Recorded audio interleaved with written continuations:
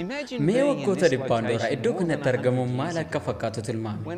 Yeroo hojjetaan ogbarruu Adventistii inni wangeela lallabu saayikilii ofuudhaan bakka kana dhufu. Guyyaa tokko magaalaa xiqqoo kana daawwachuun isaa lubbuu kumoota irratti dhiibbaa akka fidu addunyaa guutuus akka ga'u iyyaanne.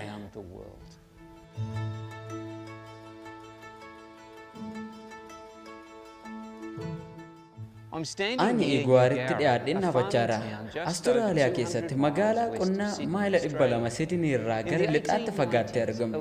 Bara 1890moota keessa hojjetaa wangeelaa ogeessi ogbarruu maqaadhaan Philip Reg jedhamu daandii kanarraa saayikilii isaa oofee ture. Qonnaan bulaan Thomas Kent jedhamu nama garagalcha kitaaba kanaa wal'aansoo guddaa isa jedhu akka tasaa bitatee wal arge. Obbi Kent waa'ee sanbataa amane.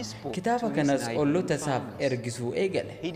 Warreen sanbata eegan keessaa nama tokko iyyuu beekuun turre. Ta'us maxxansitoota kitaabichaaf ergaa barreesse. Isaanis Sidneetti garee marii akka qabaatan itti himan. Inni isaan arguuf imale.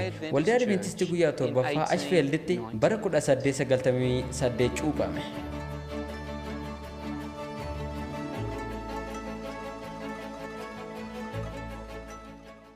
Yeroo gara qeesaa Iguaarraa deebi'u maatiiwwan biroo walitti qabuun mana isaa keessatti waldaa jalqabe.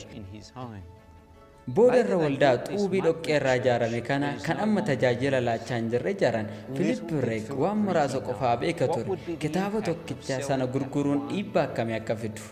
Ashaaraan garee xiqqaa qonnaan bultootaa kun waldaa Adventistii Asturaaliyaa keessaa fi addunyaa irratti qaban cimaa ture.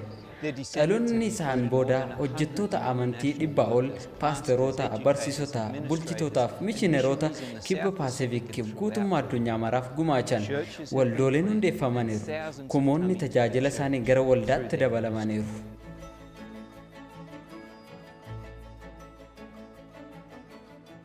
Waa'ee Philip Regniif Waaqayyoon galateeffachuun barbaada. Waggoota dhibbaan dura saayikilii isaatiin bakkoomtuu hin jirre gidduu deddeebuudhaan ergaa jaalalaa Kiristoos qonnaan bulaa Tom Kentiif qoode. Qonnaan bulaan sun akaakilii koo ture. Muraasa keenya qofaatu Waashingten DC irraa gara Leewusitti imaluudhaan Philip Regiif tajaajila isaa isa jaallatamaa dinqifachuuf jira.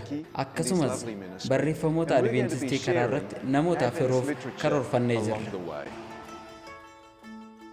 Ji'ootaaf waggoottan hojii ulfaatoo wal'aansoo guddaadhaan dabarsa. Guyyaa tokko sanyiin ani facaasaa ture. Ija akka godhatu nan beeka. Gammachuun keenya narra gammachuu keenya isa dhufuuf jiru madaala. Yeroo mootummaa Waaqayyoo keessatti wal arginu warra isaaniif hojjenne sana wajjin.